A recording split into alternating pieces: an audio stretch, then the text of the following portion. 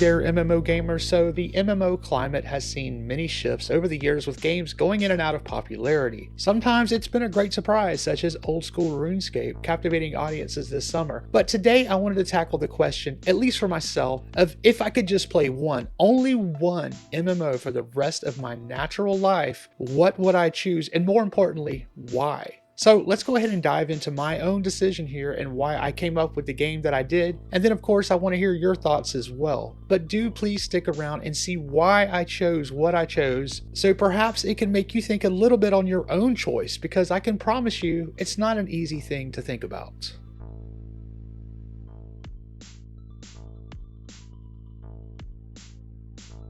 Okay, first, so for this thought exercise, I'm just going with the nonsensical reason that I'm trapped, or maybe I've been sent to live on a desert island, and for whatever reason it has internet, and yet only a single game can be installed or played. Now let's not think too much on this here. The premise might not be sound, but it's what we're going with. Now I have to choose a single MMO, and it has to be an MMO, not an RPG with mods to make it multiplayer or nothing like that. And the other rule is it has to be a finished game, so no betas, alphas, early access, etc. Now this immediately rules out the game that I would have chosen, which would be Star Citizen. Now, yes, I know you can flog me in the comments for choosing whatever disparaging comments that you want to make about that game, but overall it would be my choice, because if it ever were to go to that fabled 1.0 release, it would offer up a lot of different play styles, such as FPS, crafting, guild play, base building, questing, rep, raids, PvE and PvP, exploration, etc. And that would make for a diverse gaming life. But no, we have to stick to things that are out. So I will also stick to a more traditional MMO release.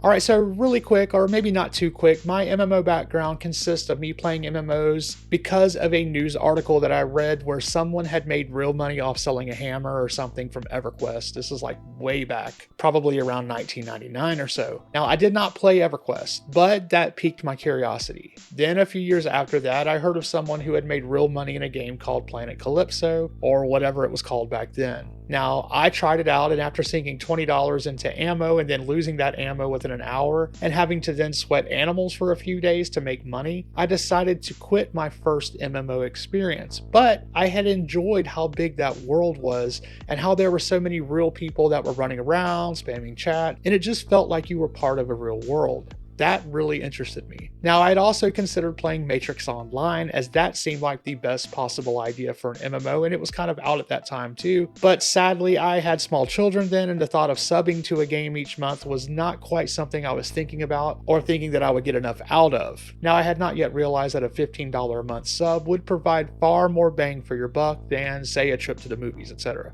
Anyway, my brother-in-law had also sweat animals with me in Planet Calypso, and he too had been disenchanted by losing $20 in an hour to ammo. But he found another game to try out, one that he knew was right up my alley, that being Lord of the Rings Online. So you see, in our household, Lord of the Rings has become a family thing. My wife and I saw Fellowship of the Ring our very first Christmas together in the theaters, and we were blown away by it. We got our kids into it as soon as they could read and had them watch the movies with stops every 15 minutes to go over what they had just watched with full lore explanations and background, etc. To be able to play a game where you were in Middle-earth and could forge your own path alongside the Fellowship and see those awesome landmarks was something that grabbed not only me, but my wife, who didn't even play games at that time as well. Our kids also would play, and before we knew it, we had 2 accounts and would share playtime with our daughters. Now, we played nothing but Lotro from 2008 until 2012. At that point, the game had gone free to play with their cash shop. The development had slowed down a lot, and the features and new lands were just not coming as fast as they had originally. Also, Star Wars The Old Republic MMO came along and felt like a nice way to branch out, and so we pre-ordered that and began playing it when it came out. Now, of course, that game also slowed down due to not having as much to keep players around, and the behemoth WoW sucking players from just about every corner with its steady stream of updates and continuing dominance. It kind of made us have a grudge against WoW, to be honest. We would go back to Lotro for major updates, but it never grabbed us the same. Then in 2015, we tried our first survival game, which was Ark Survival Evolved. Now that got us to upgrade our PCs, including our daughter's PCs, who were still playing Lotro way more than we did, but they had also branched out into other games as well. From there, I honestly cannot name every other gaming fad that we had. We played Ark quite a bit as new maps would drop or cool new mods would hit. We tried Conan Exiles and a few other survival games. We always ran our own family servers and even made some friends along the way that we still have even today. Ark was also the first game that I made guides for.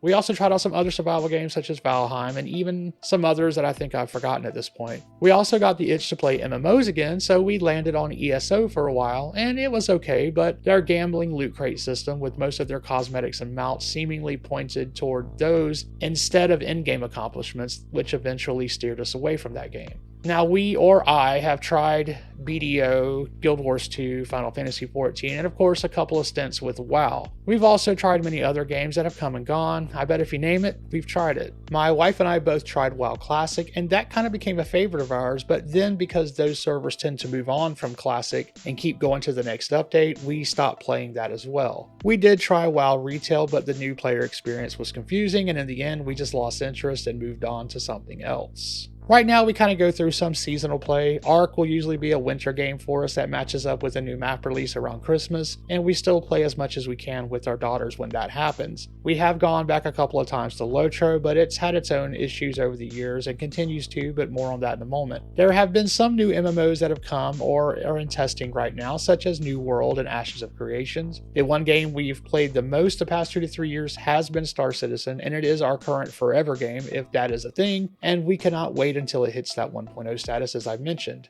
if that ever happens. So now with our MMO/survival game history out of the way, which game would I choose to play as my deserted island MMO? So if I had to choose today, my forever deserted island MMO game would be WoW Retail. But why that game and not, say, Lord of the Rings Online or Guild Wars 2 or even the new hotness old school RuneScape? Well, Lotro in particular you might think would be my choice if only for nostalgia, and maybe if there was a Lotro classic that stopped off at Lothlorien before the store, that might be true. But then again, that would be a very limiting game to play, and nostalgia can only get you so far. Lotro is also not aging well, and in particular their server performance with things like hitching and delayed skills makes playing it not great. And yes, I've tried the new 64-bit servers, even playing this week of making this video of August 2025, and it's not been great, and in fact I feel like it's even worse than the last time I played it a couple years ago. Now, as for other games that I played, yes, Star Wars The Old Republic was fun, but it is something I have not really gone back to since and not really thought about. ESO has a lot to do, and I think it will continue to grow and offer more land, story, and hopefully one day a bard class. And I do enjoy how they handle the landscape leveling, and their group play is the easiest to join with others that I've ever used, and I even enjoy Cyrodiil. But again, their lack of achievements to earn in-game versus through money loot boxes pretty much disgusts me, so I will not play that game again until that's changed. Newer games might be the way to go, and New World could possibly keep adding new content for another 10 years or so, but will it? Amazon, in my eyes, cannot really be trusted to do what's best for the game and not their investors. Now, you can say that for most gaming companies, but Amazon is not a gaming company first, so the trust here, for me, is non-existent.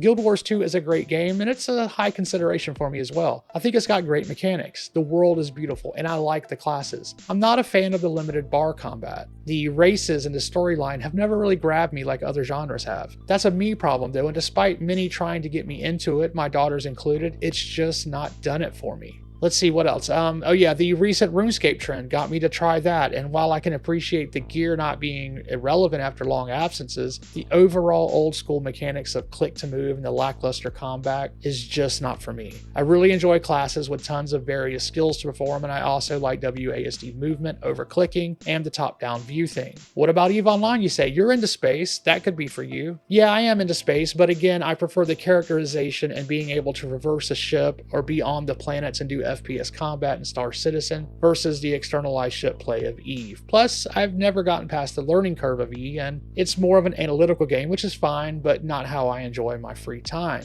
Final Fantasy is also a game that I think is very well done, but it's just not for me. It's a matter of choice, I guess, and this is going to differ for everyone.